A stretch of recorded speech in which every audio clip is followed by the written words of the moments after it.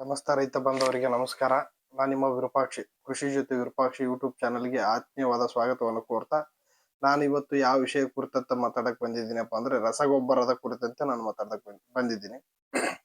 ಈ ಒಂದು ವಿಡಿಯೋ ಬಹಳಷ್ಟು ಅವಶ್ಯಕತೆ ಇರೋದ್ರಿಂದ ಇದು ಮುಂದೆ ಬರ್ತಕ್ಕಂತ ಬೆಳೆಗಳಿಗೆ ಅಂದ್ರೆ ಇನ್ನೇನು ಮಳೆ ಚೆನ್ನಾಗಿ ರೈತರು ಏನಾದ್ರು ವ್ಯವಸಾಯ ಸ್ಟಾರ್ಟ್ ಮಾಡಿದ್ರೆ, ಒಕ್ಕಲ್ತನ ಸ್ಟಾರ್ಟ್ ಮಾಡಿದ್ರೆ, ಉಳುಮೆ ಸ್ಟಾರ್ಟ್ ಮಾಡಿದ್ರೆ ಅವಾಗ ರಸಗೊಬ್ಬರಗಳನ್ನ ಖರೀದಿ ಮಾಡೋದಕ್ಕೆ ನಿಮ್ಮ ಒಂದು ರಸಗೊಬ್ಬರದ ಅಂಗಡಿಗಳಿಗೆ ಅಥವಾ ಮಾರಾಟ ಮಾಡತಕ್ಕಂತ ಅಂಗಡಿ ಒಂದು ಶಾಪ್ಗೆ ನೀವು ಹೋಗ್ತೀರಿ.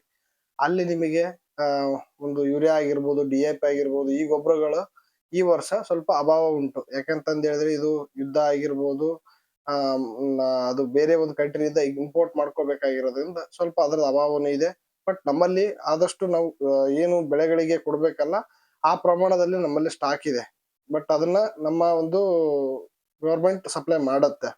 ಅದಕ್ಕೂ ಕೂಡ ಇನ್ನು ಹೆಚ್ಚಾಗಿ ಹೊಸ ಹೊಸ ತಂತ್ರಜ್ಞಾನಗಳು ಕೂಡ ನಮ್ಮ ಇವತ್ತು ಮಾರ್ಕೆಟ್ ಅಲ್ಲಿ ಬಂದಿದಾವೆ.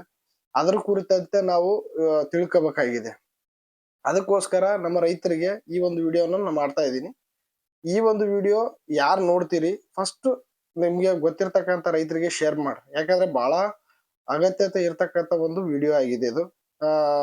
ರೈತರಿಗೆ ಈ ಒಂದು ಹೊಸ ತಂತ್ರಜ್ಞಾನವನ್ನ ಬಹಳಷ್ಟು ಪ್ರಮಾಣದಲ್ಲಿ ಪರಿಚಯ ಮಾಡಿತಂದ್ರೆ ಬಹಳ ಸೇವ್ ಮಾಡ್ದಂಗ ಆಗತ್ತೆ ರೈತರಿಗೆ ಕಾಳಜಿ ಇರ್ತಕ್ಕಂಥವ್ರು ಈ ವಿಡಿಯೋ ನೋಡಿದ್ರೆ ದಯವಿಟ್ಟು ಶೇರ್ ಮಾಡ್ರಿ ಅಂತ ಹೇಳಕ್ ಇಷ್ಟಪಡ್ತೀನಿ. ಯಾಕಂದ್ರೆ ಒಂದು ದೇಶ ಉಳಿಬೇಕಾದ್ರೆ ಆ ದೇಶದಲ್ಲಿ ಆ ರೈತ ಸಮೃದ್ಧವಾಗಿ ಬೆಳೆಗಳನ್ನ ಬೆಳೆದ್ರೆ ಮಾತ್ರ ಆ ದೇಶ ಉಳಿಯುತ್ತೆ. ಇಲ್ಲಾಂದ್ರೆ ಆ ದೇಶ ಉಳಿಯೋದಕ್ ಸಾಧ್ಯ ಇಲ್ಲ. ಯಾಕಂದ್ರೆ ನಾವ್ ಯಾವ್ದೇ ಕಾರಣಕ್ಕೆ ಏನು IT-BT ಕಟ್ಕೊಂಡಿರ್ಬೋದು, ಬಟ್ ಆದ್ರೆ ನಾವು ಉಣ್ತಕ್ಕಂತ ಅನ್ನ ಆಹಾರ ಏನಿದೆಯಲ್ಲ ಅದು ಒಬ್ಬ ರೈತನೇ ಬೆಳಿಬೇಕು. ಅದನ್ನ ಯಾವುದೇ ಒಂದು ಸಾಫ್ಟ್ವೇರ್ ದಲ್ಲಿ ರೆಡಿ ಮಾಡೋದಕ್ಕೆ ಬರೋದಿಲ್ಲ. ಅದಕ್ಕೋಸ್ಕರ ಈ ಒಂದು ವಿಡಿಯೋ ನಿಮಗೆ ಗೊತ್ತಿರ್ತಕ್ಕಂಥ ರೈತರಿಗೆ ಶೇರ್ ಮಾಡ್ರಿ ಅಂತ ಹೇಳ್ತಾ, ನಾನು ಇವತ್ತು ಯಾವ ವಿಷಯದ ಕುರಿತಂತೆ ಮಾತಾಡಕ್ ಬಂದಿದ್ದೀನಪ್ಪ ಅಂತಂದ್ ಹೇಳಿದ್ರೆ ಯೂರಿಯಾ ಗೊಬ್ಬರ ಏನಂತಂದ್ರೆ ಯೂರಿಯಾ ಗೊಬ್ಬರದ ಬಹಳಷ್ಟು ಪ್ರಮಾಣದಲ್ಲಿ ಅಭಾವ ಇದೆ ಅಂತಕ್ಕಂಥದ್ದು ತಮಗೂ ಗೊತ್ತು.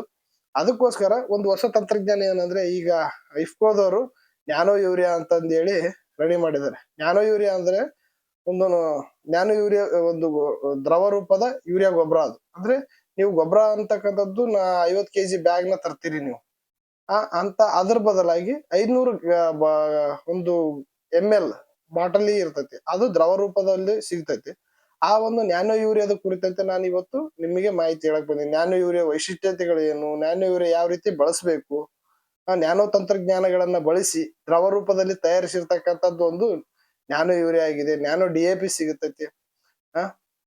ಬಟ್ ನಾನು ಇವತ್ತೇನಪ್ಪಾ ಅಂತ ಅಂದ್ ಹೇಳಿದ್ರೆ ನ್ಯಾನೋ ಯೂರಿಯಾ ಒಂದು ಯಾವ ರೀತಿ ಉಪಯೋಗಿಸ್ಬೇಕು, ನಾವು ಯಾವ ಸಮಯದಲ್ಲಿ ಅದನ್ನ ಸ್ಪ್ರೇ ಮಾಡ್ಬೇಕು, ಯಾವ ಹಂತದಲ್ಲಿ ಮಾಡ್ಬೇಕು ಅಂತಕ್ಕಂಥ ಕುರಿತಂತೆ ನಾನು ಇವತ್ತು ಆ ವಿಡಿಯೋ ಮುಖಾಂತರ ನಿಮ್ಗೆ ತಿಳಿಸ್ಕೊಡ್ತಾ ಇದ್ದೀನಿ. ಅದಕ್ಕೋಸ್ಕರ ಈ ಒಂದು ವಿಡಿಯೋವನ್ನ ಆದಷ್ಟು ನಿಮಗೆ ಒಂದು ಗೊತ್ತಿರ್ತಕ್ಕಂಥ ರೈತರಿಗೆ ಈ ಒಂದು ವಿಡಿಯೋನ ಶೇರ್ ಮಾಡ್ರಿ ಅಂತ ಹೇಳ್ತಾ ನನ್ನ ಒಂದು ವಿಡಿಯೋ ಪ್ರಾರಂಭಿಸ್ತೀನಿ, ಬನ್ನಿ. ನಾನು ಆಲ್ರೆಡಿ ಹೇಳಿದಂತೆ ನ್ಯಾನೋ ಯೂರಿಯಾದ ಬಗ್ಗೆ ಇವತ್ತು ನಾನು ಹೇಳ್ತಾ ಇದ್ದೀನಿ ಅಂತ ಹೇಳಿದೆ. ನ್ಯಾನೋ ಯೂರಿಯಾದ ಮುಖ್ಯ ವೈಶಿಷ್ಟ್ಯತೆಗಳು ಏನಪ್ಪ ಅಂತಂದು ಹೇಳಿದ್ರೆ ಇದು ದ್ರವ ರೂಪದ ಗೊಬ್ಬರ ಆಗಿರುತ್ತೆ. ಇದು ದ್ರವ ರೂಪದಲ್ಲಿರೋದ್ರಿಂದ ಸಿಂಪಡಣೆ ಮಾಡೋದಕ್ಕೆ ಭಾಳ ಸುಲಭ ಆಗುತ್ತೆ.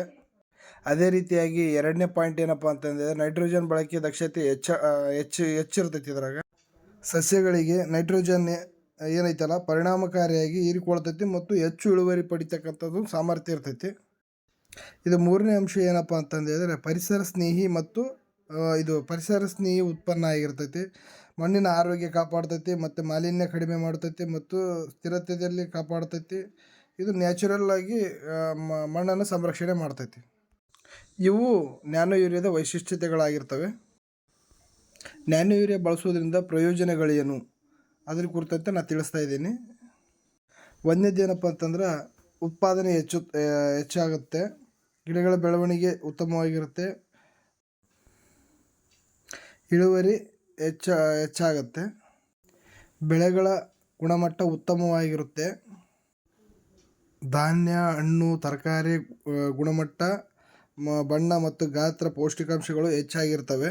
ನ್ಯಾನೋ ಯೂರಿಯಾ ಬಳಸೋದ್ರಿಂದ ರೈತರು ಏನಪ್ಪ ಅಂತಂದ್ರೆ ರಸಗೊಬ್ಬರಗಳಾಗಿ ಖರ್ಚು ಮಾಡ್ತಕ್ಕಂಥ ಅಮೌಂಟು ಕಡಿಮೆ ಆಗುತ್ತೆ ನ್ಯಾನೋ ಯೂರಿಯಾ ಬಳಸೋದ್ರಿಂದ. ನ್ಯಾನೋ ಯೂರಿಯಾ ಬಳಕೆ ವಿಧಾನ ಅಂದರೆ ಹೆಂಗೆ ಬಳಸ್ಬೇಕು ಅಂತಕ್ಕಂಥದ್ರ ಬಗ್ಗೆ ಹೇಳ್ತೀನಿ. ಸರಿಯಾಗಿ ಮಿಶ್ರಣ ಮಾಡಿ ಉತ್ತಮ ಫಲಿತಾಂಶ ಪಡಿಬೇಕು. ಅಂದರೆ ಒಂದನೇ ಪಾಯಿಂಟ್ ಏನಪ್ಪ ಅಂದರೆ 500 ml ನ್ಯಾನೋ ಯೂರಿಯಾವನ್ನು 200ರಿಂದ 250 ml ನೀರಿನಲ್ಲಿ ಮಿಶ್ರಣ ಮಾಡಬೇಕು.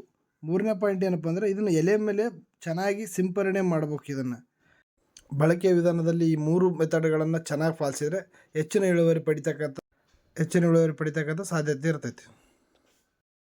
ಇನ್ನೊಂದೇನಪ್ಪ ಅಂತಂದು ಹೇಳಿದ್ರೆ ಯಾವ ಸಮಯದಲ್ಲಿ ನಾವು ಸಿಂಪರಣೆನೇ ಮಾಡಬೇಕು, ಎಷ್ಟು ದಿನಗಳ ಅಂತರದಲ್ಲಿ ಸಿಂಪಡಿಸ್ಬೇಕು, ಯಾವ ಹಂತದಲ್ಲಿ ಸಿಂಪಡಿಸ್ಬೇಕು, ಯಾವ ಸಮಯದಲ್ಲಿ ಸಿಂಪಡಿಸ್ಬೇಕು ಅನ್ನೋದ್ರ ಕುರಿತೈತೆ ನಾನು ಹೇಳಕ್ಕೆ ಬರ್ತೀನಿ. ನಾಟಿ ಮಾಡಿದರೆ 30ರಿಂದ 35 ದಿನಗಳ ನಂತರದಲ್ಲಿ ಸಿಂಪಡಿಸ್ಬೇಕು. ಮತ್ತು ಎರಡನೇ ಪಾಯಿಂಟ್ ಏನಪ್ಪ ಅಂದರೆ ಹೂ ಬರುವ ಹಂತದಲ್ಲಿ ಏನೈತಲ್ಲ ಆ ಸಮಯದಲ್ಲಿ ಸಿಂಪಡಿಸ್ಬೇಕು.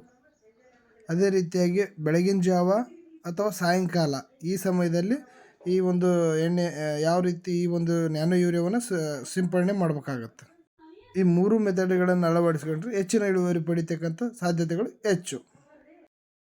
ನ್ಯಾನೋ ಯೂರಿಯಾ ಯಾವ ಬೆಳೆಗಳಿಗೆ ಬಳಸ್ಬೋದಪ್ಪ ಅಂತಂದ್ರೆ ಅಕ್ಕಿ, ಗೋಧಿ, ಅಂದರೆ ಭತ್ತ ಅಂತ ಕರಿತೀವಲ್ಲ, ಭತ್ತ, ಗೋಧಿ, ಮೆಕ್ಕೆಜೋಳ, ಹತ್ತಿ, ತರಕಾರಿ ಎಲ್ಲ ಥರದ ಬೆಳೆಗಳಿಗೂ ಕೂಡ ನ್ಯಾನೋ ಯೂರಿಯಾವನ್ನು ಬಳಸ್ಬೋದು. ಯಾಕಂದರೆ ಸಾರಜನಕ ಅಂಶ ಇರೋದರಿಂದ, ನೈಟ್ರೋಜನನ್ನು ಕೊಡ್ತಕ್ಕಂಥದ್ರಿಂದ ಇದನ್ನು ಎಲ್ಲ ಬೆಳೆಗಳಿಗೂ ಸಿಂಪಡಣೆ ಮಾಡ್ಬೋದು. ಈತ ಬೆಳೆಗಳಂತೇನಿಲ್ಲ. ನ್ಯಾನೋ ಯೂರಿಯಾ ಬಳಸೋಕ್ಕಿಂತ ಮುಂಚಿತವಾಗಿ ಏನು ಎಚ್ಚರಿಕೆಗಳು ಏನಪ್ಪ ಅಂತಂದು ಹೇಳಿದರೆ, ಮಳೆ ಬರುವ ಸಮಯದಲ್ಲಿ ಸಿಂಪಡಿಸಬಾರ್ದು, ಹೆಚ್ಚಿನ ಪ್ರಮಾಣದಲ್ಲಿ ಬಳಸಬಾರ್ದು. ಅಂದರೆ ಎಷ್ಟು ಒಂದು ಗೈಡ್ಲೈನ್ ಹೇಳಿರ್ತಾರೆ ಅಷ್ಟರ ಪ್ರಮಾಣದಲ್ಲಿ ಮೂರನೇ ಪಾಯಿಂಟ್ ಏನಪ್ಪ ಅಂತಂದು ಹೇಳಿದ್ರೆ ಬಾಟ್ಲಿಯನ್ನು ಚೆನ್ನಾಗಿ ಕಲಿಸ್ಬೇಕು. ಈ 3 ಮೆಥಡ್ಗಳನ್ನು ಯೂಸ್ ಮಾಡಿದರೆ ಚೆನ್ನಾಗಿ ಇಳುವರಿ ಪಡಿಬೋದು. ನ್ಯಾನೋ ಯೂರಿಯಾ ಬಳಸೋದ್ರಿಂದ ಮಣ್ಣಿನ ಫಲವತ್ತತೆಯನ್ನು ಕಾಪಾಡ್ಬೋದು, ನೀರಿನ ಒಂದು ಮಾಲಿನ್ಯ ಆಗೋದನ್ನು ತಡೆಗಟ್ಬೋದು. ಈ ರೀತಿ ನ್ಯಾನೋ ಯೂರಿಯಾ ಬಳಸೋದ್ರಿಂದ ಪರಿಸರವನ್ನು ಕೂಡ ಪರಿಸರವು ಕೂಡ ಸಂರಕ್ಷಣೆ ಮಾಡೋದಂತಾಗುತ್ತೆ. ಏನಪ್ಪ ಅಂತಂದಿದ್ರೆ ಇದು ಸಾರಾಂಶ ಏನಪ್ಪ ಅಂತಂದಿದ್ರೆ ನ್ಯಾನೋ ಯೂರಿಯಾ ಆಧುನಿಕ ಕೃಷಿಯಲ್ಲಿ ಪ್ರಮುಖ ತಂತ್ರಜ್ಞಾನ ಆಗೈತಿ. ಉತ್ತಮ ಉತ್ಪಾದನೆ ಮತ್ತು ಪರಿಸರ ಸಂರಕ್ಷಣೆ ಸಹಕರಿಸುತ್ತೆ. ಹಾಗಾಗಿ ನ್ಯಾನೋ ಯೂರಿಯಾವನ್ನು ಹೆಚ್ಚಿನ ಪ್ರಮಾಣದಲ್ಲಿ ಬಳಸೋದ್ರಿಂದ ರೈತರು ಹೆಚ್ಚೆಚ್ಚಾಗಿ ನ್ಯಾನೋ ಯೂರಿಯಾವನ್ನು ಬಳಸಿದರೆ ಒಂದು ದೇಶಕ್ಕೂ ಒಳ್ಳೆಯದು ಅಂತ ಹೇಳ್ತಾ, ಇಲ್ಲಿವರೆಗೂ ನನ್ನ ಮಾತುಗಳನ್ನ ಆಲಿಸಿದ್ದಕ್ಕಾಗಿ ಎಲ್ಲ ರೈತ ಬಂಧುವರಿಗೆ ನಮಸ್ಕಾರವನ್ನು ಹೇಳ್ತಾ ಇಲ್ಲಿಗೆ ನನ್ನ ಮಾತುಗಳನ್ನು ಮುಗಿಸ್ತೇನೆ.